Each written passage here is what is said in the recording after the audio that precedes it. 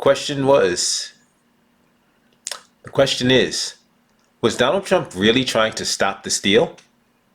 Or was he actually starting the steal? A lot of people in New York claim that Donald Trump was a con man. After what he did towards the end of his campaign, I think his supporters should feel the same way. Welcome to Escaping the Echo Chamber. Donald Trump, from his years in business, he's gotten rich, amassed a fortune, gotten richer because he started off rich, but his reputation in New York was he was shady, he would stab people in the back, he wasn't a very trustworthy business partner, colleague, ally. And a lot of people who may not have been as familiar with him around the country kind of got taken in by him. And I'm not going to say kind of, they got taken in by him. But how? It's not, see, it's easy and dismissive to say, oh, they were all racist, all these white people are racist. That's too easy. And I'm not willing to just make some blanket ridiculous statement without actual evidence, facts and evidence. Now, I may have some suspicions, I may have some theories, but 75 million people voted for Donald Trump. That's not a fluke. That's not, I mean, was it 63 voted in 2016, 75 million in 2020? Like, those numbers are serious. Those numbers should not be ignored. The fact that the amount of support he had when he would have his rallies and his speeches, like the amount of support and energy behind his campaign, the way people just were drawn to him and came out in droves to support him, makes it clear a lot of people supported him. And I think there's more to it than the simplistic and dismissive arguments of, oh, they're all racist. But that's what people want to say, particularly those on the left, so that they don't have to acknowledge their own failings or even that their own failings as politicians or as journalists, because the journalists didn't get this right. The journalists were oblivious to what was happening and how much support that he had and even now continues to have. But what happened? So during the Stop the Steal period of after the election, Donald Trump continued to fundraise.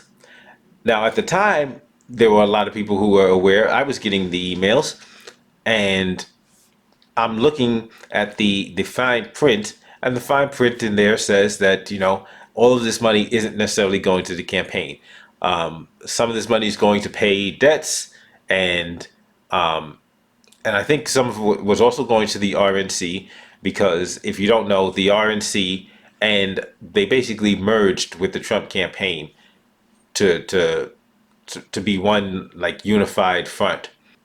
I knew that, and people were talking about it at the time, about that particular aspect of where the money was actually going, because it was making it seem as if it was going to stop the steal, when in fact it was going to cover debts and expenditures from the campaign that the campaign had already accrued.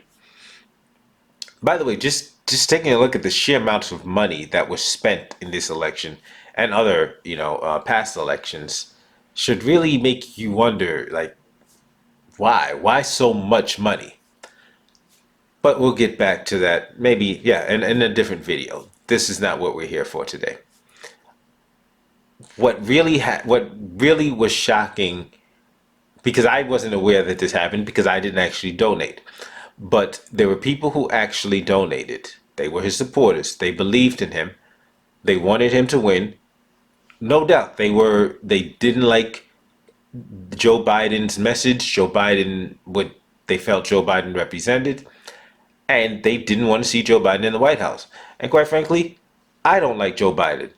I was not celebrating when Joe Biden won. I didn't vote for Trump either, but hey, that's me.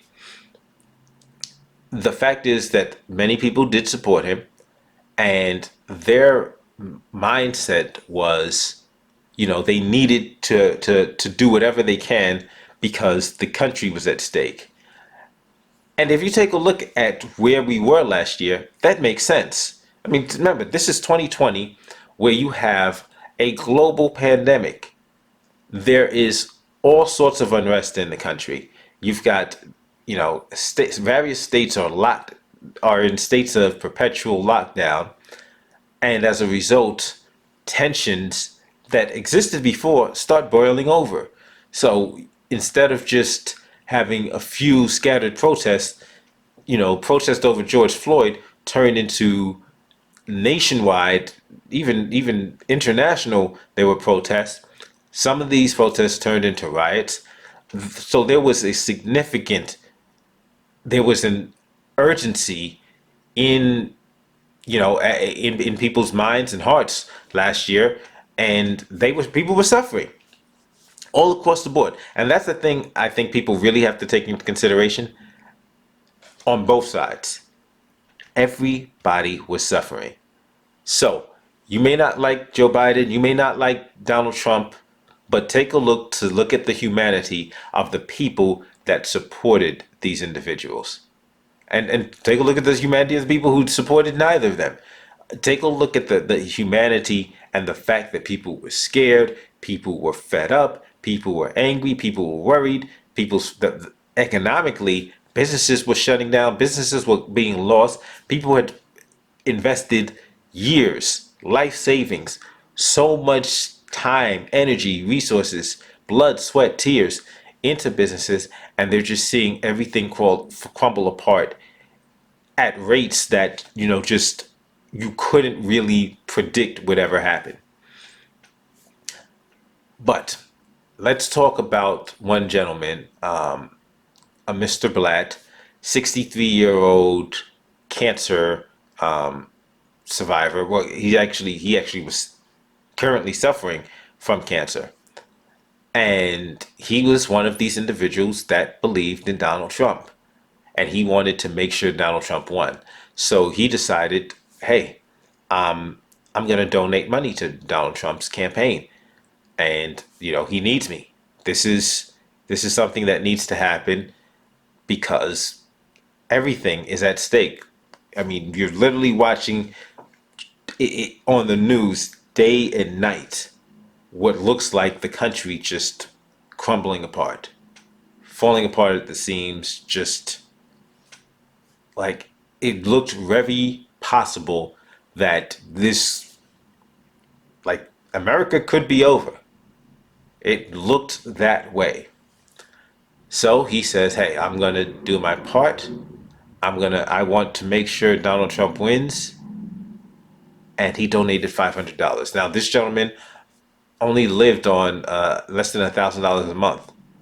But it was that important to him that he says, no, this is tough for me. This is going to hurt.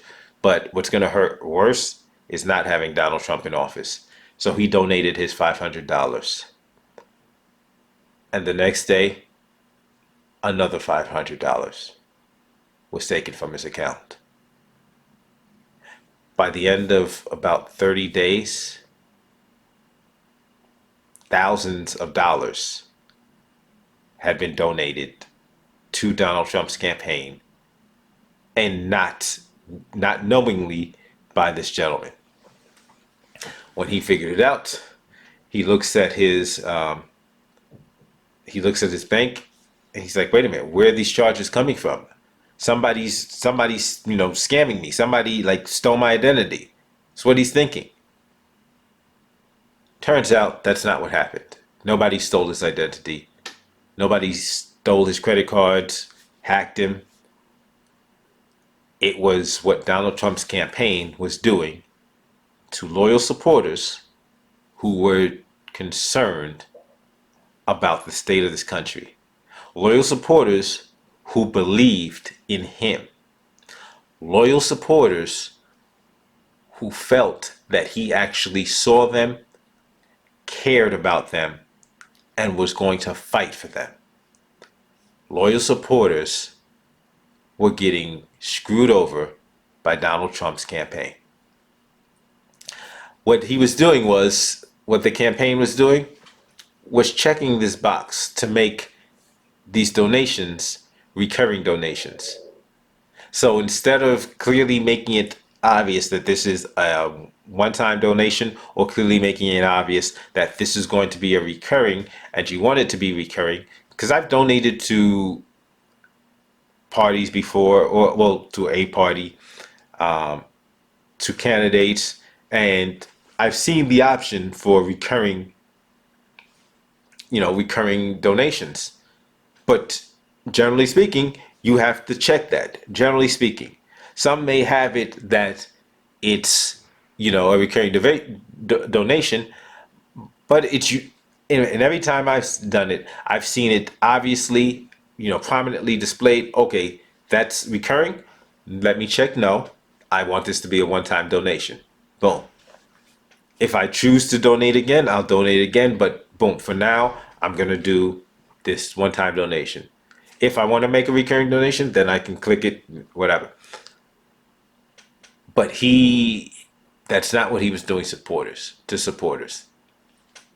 This box was already checked for recurring donations, and apparently there was text and things to distract people, that so that they didn't realize that when they sent their money, it wasn't just a one-time donation, it was a recurring donation, and not just like once a month. Like, this thing was immediately, money would go out, and then once a week money would continue to go out in that same amount. So instead of $500, it turned into 1,000, then 15, then 2, 25, $3,000. Boom. And this gentleman, Mr. Black, could definitely not afford that. But Mr. Black wasn't alone. There are various supporters who went through the same thing, who saw these charges, were calling up their credit card companies, were like, what's going on? Like, we've been hacked. But that's not what happened. Donald Trump and his campaign screwed over his own people. I'm not making this video to say, see, you should have voted Democrat. I'm not even making this campaign, this video to say, hey, you should have voted Libertarian. You should have voted. I'm not here to say that. I'm making this video because, people, we've got to realize, these politicians, that's what they are. They're politicians. And Donald Trump didn't seem like the average politician, because he wasn't. But that doesn't mean he was trustworthy. And he said so many things leading up to his initial election, throughout his presidency, and he will continue to say things that let you know Donald Trump believes in Donald Trump. Donald Trump fights for Donald Trump. Donald Trump was just as corrupt as the politicians he was railing against. Like, when he was calling Hillary crooked, he knows, because he was crooked with her. Like, he admitted before the 2016 election, he was doing play for play. He donated to Hillary. And he was donating to various politicians because he knows, boom, he donates money, he gets favors, he gets juice, he gets leverage. He may not have been on that side of the aisle doing the corruption, but he was still part of the corruption. And people, we have got to stop trusting these politicians. I get it. I get that Donald Trump made a lot of you feel like, okay, this guy is different. But if you stop and take a look at what he did even before this, no, he wasn't different. He's just as corrupt, just as crooked, if not more. But just because he wasn't your traditional politician doesn't make him a good guy. And by no means a stretch of the imagination am I saying, oh, Joe Biden's the good guy.